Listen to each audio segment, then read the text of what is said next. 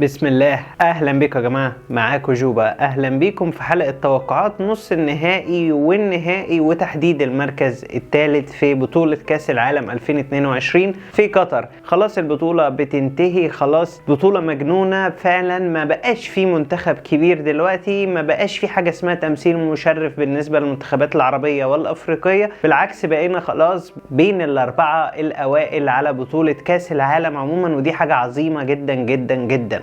بعد دور 8 مجنون بتتأهل 4 منتخبات. الأربع منتخبات دول هم فرنسا وكرواتيا والأرجنتين والمغرب. دول أحسن 4 منتخبات متواجدين حاليا، هم اللي أثبتوا جدارتهم من إن هم يستحقوا إن هم يكونوا متواجدين فعلا في دور نصف النهائي. بس ما تنساش إن في الحلقة ديت أنا هعمل لك سيناريوهين لنص النهائي واللي هيوصلنا للنهائي وتحديد المركز الثالث. قبل ما نبتدي حابب افكر حضراتكم يا ريت تشتركوا وتفعلوا الجرس عشان يوصلكم جديدنا اول باول، وتعملوا لايك عشان الفيديو عجبكم ان شاء الله، وتعملوا شير عشان يوصل لاكبر عدد ممكن من الناس. فدون الخوض في تفاصيل كتير، يلا بينا نبتدي.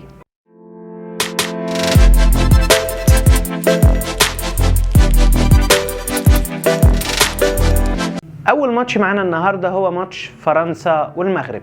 ماتش صعب جدا على المنتخب المغربي، اختبار شبه مستحيل، بس انا واثق في رجاله منتخب المغرب ان هم يقدروا يحسموا الماتش ده. الماتش ده صعب جدا. منتخب فرنسا حامل اللقب والمدافع عن لقبه بالنسخه الاخيره 2018 يقدر ان هو يوصل للنهائي. ده تحدي بالنسبه ليهم ان هم يدافعوا عن لقبهم لحد اخر نفس قصاد المنتخب المغربي القوي جدا واللي خرج منتخبات كتيره بره الحسبه، الا وهي منتخبات بلجيكا في دور المجموعات واسبانيا في دور ال16 والبرتغال كريستيانو رونالدو اللي انتهى حلمه للاسف، بس طالما مع المغرب فقشطه يعني. انتهى حلمه وحلم البرتغاليين كلها بالتتويج بكاس العالم، وانتهى كمان كريستيانو رونالدو تقريبا من الكوره مع المنتخب البرتغالي. هنا بقى نيجي للمنتخب المغرب. منتخب المغرب اللي قدم كوره عظيمه جدا، عرف يقفل دفاعاته كويس، وعرف ان هو كمان يوصل لمرمى المنتخب البرتغالي بالثقه العاليه اللي بقت عند اللعيبه ويلعب على الكرات العرضيه. هيكون السيناريو مشابه قوي مع منتخب فرنسا. دلوقتي منتخب المغرب محتاج ان هو يدافع بالشكل المظبوط قوي زي ما دافع قصاد الاسبانيا وزي ما دافع قصاد منتخب البرتغال. لو دافع بالطريقه دي قصاد منتخب فرنسا وخلى 2 لعيبه يمسكوا مبابي، هو خلاص تحكم في منتخب فرنسا، من خلال كمان ان هو لما هيهاجم ما يهاجمش من العمق، لان المنتخب الفرنسي في خط النص من العمق قوي جدا، اقوى من المنتخب المغربي للاسف. فهيحتاج المنتخب المغربي ان هو يهاجم من على الاطراف عن طريق حكيم زياش وبوفال، هما الاثنين اللي هما يهاجموا ويرفعوا كرات عرضيه ليوسف النسيري، علشان منتخب فرنسا ضعيف جدا في العرضيات، ودي نقطه ضعف لازم يستغلها منتخب المغرب علشان يضمن التاهل. يلعب العرضيه هدي ليوسف النسيري يقدر يوصل بيها الى مرمى منتخب فرنسا وهوجو لوريس، ويعرفوا ان هما يطلعوا بالمكسب سواء 1-0 او 2-1 او 2-0، نتمناها طبعا يعني. فاللي اقصده ان منتخب فرنسا متاح ان مسكت امبابي فالدنيا معاك هتبقى كويسه الى حد ما. ان عرفت ان انت تلعب بالشكل المظبوط الدفاعيا ده، وان انت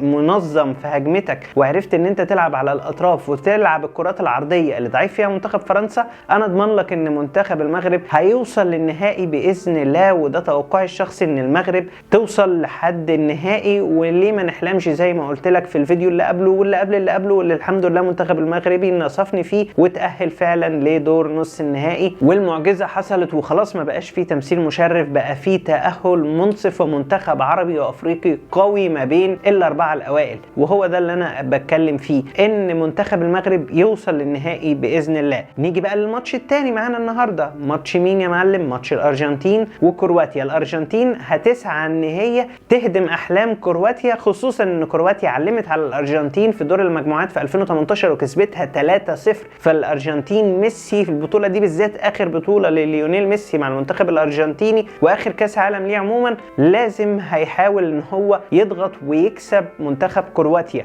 ان لعبت منتخب الارجنتين بعدم الغرور اللي حصل من منتخب البرازيل، يعني لو ما لعبش بالغرور ده ولعب كورته العاديه، لعب بكورته الحماسيه، هيعرف يكسب منتخب كرواتيا. لو لعب بغرور يبقى عمره ما هيكسب منتخب كرواتيا. منتخب كرواتيا بقى نفسه وما ينفعش يوصل مع الارجنتين لضربات الجزاء. للاسف وصل كده المرحله للليميت ده، المنتخب الوحيد اللي ما ينفعش تلعبه في ضربات الجزاء، لان بكل بساطه ايميليانو مارتينيز افضل من ليفاكوفيتش كمان في ضربات الجزاء، فيعتبر منتخب الارجنتيني عنده مسددين افضل من منتخب كرواتيا كمان، فالمنتخب الارجنتيني هو اللي هيعرف يكسب لو وصل لضربات الجزاء. وفي خلال 90 دقيقه هيحتاج المنتخب الكرواتي هو اللي يخلص بقى الماتش ويفك التكتل الدفاعي الاوفر ده ويلعب على هجمته المنظمه، لان المنتخب عنده كره هجوميه كويسه. بس انا بتوقع فوز منتخب الارجنتين وصعود ليونيل ميسي الى النهائي. ليونيل ميسي الارجنتين قصاد حكيم زياش المغرب في النهائي، مين اللي يكسب؟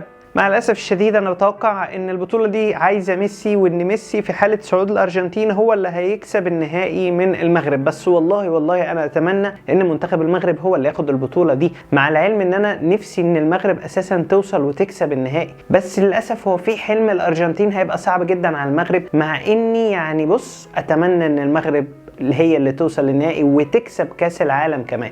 ليه ما نحلمش ان المغرب تكسب كاس العالم 2022 وتبقى حققت المعجزه في الارض العربيه قطر، ومنتخب المغرب هو اللي يتوج بالبطوله. بس انا بقول لك توقعاتي غير امنياتي. انا بتمنى ان المغرب تكسب كاس العالم، انما توقعاتي رايحه ناحيه الارجنتين انها تكسب كاس العالم. وهنا نيجي للمركز الثالث والرابع. المركز الثالث والرابع هيكون ما بين فرنسا حاملة اللقب اللي هتكون سابقا بإذن الله، وهيكون منتخب كرواتيا معها. بتوقع ان كرواتيا هتكسب منتخب فرنسا وهتتأهل وهتاخد البرونزية وتبقى برونزية كاس العالم، ويختم لوكا مودريتش بالميدالية البرونزية بجانب الميدالية الفضية بطولة كاس العالم بإذن الله، وفرنسا تخرج رابع لأن كرواتيا هتدور تنتقم من فرنسا بأي شكل من الأشكال على بطولة كاس العالم 2018. ده السيناريو الاول. ايه بقى هو السيناريو الثاني؟ السيناريو الثاني ده ضد العرب شويتين ثلاثه، بس هي من المحتمل انها تحصل للاسف، يعني ان فرنسا تكسب منتخب المغرب، لان منتخب المغرب عنده اصابات كتير. اتمنى ان يحصل استشفاء عالي بالنسبه لمنتخب المغرب، وان الاصابات ترجع واللاعيبه تكون في حاله بدنيه كويسه قصاد منتخب فرنسا. بس لو فرنسا كسبت ووصلت النهائي لا قدر الله، هتكون دلوقتي قصادها منتخب من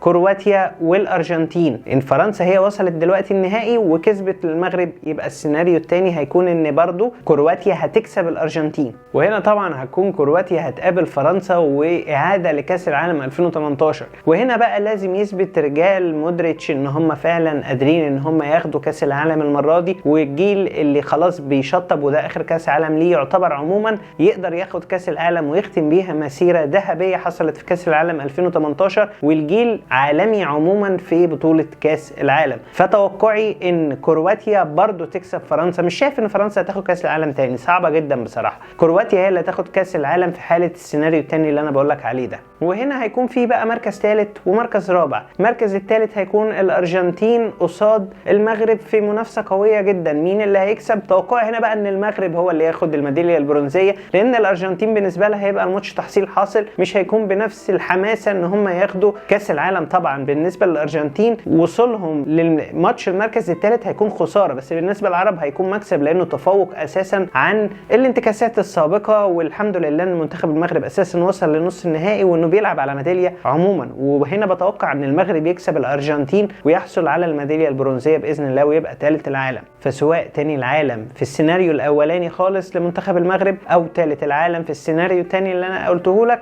ثاني او ثالث، هي نتيجه مرضيه جدا لمنتخب المغرب. والله العظيم حتى لو منتخب المغرب خرج رابع انا راضي جدا عن العظمه اللي قدمها في كاس العالم، ومستني منه كتير قوي، وفخور بيه جدا جدا جدا بالمستوى اللي قدمه والعظمه اللي قدمها في كاس العالم عموما. حتى لو وصل رابع عادي جدا، انا راضي ومبسوط من منتخب المغرب عموما، وتمنياتي ان المغرب تاخد كاس العالم باذن الله، وتطلع امنياتي هي اللي صح مش التوقعات. وبس كده يا جماعه، دي كانت حلقتنا. اتمنى انكم اشتغلتوا على حضراتكم، واتمنى تشتركوا وتفعلوا الجرس عشان يوصلكم جديدنا اول باول، وتعملوا لايك لو الفيديو عجبكم، وتعملوا شير عشان يوصل لاكبر عدد ممكن من الناس. بحبكم كلكم وشكرا لكم كلكم. يلا سلام.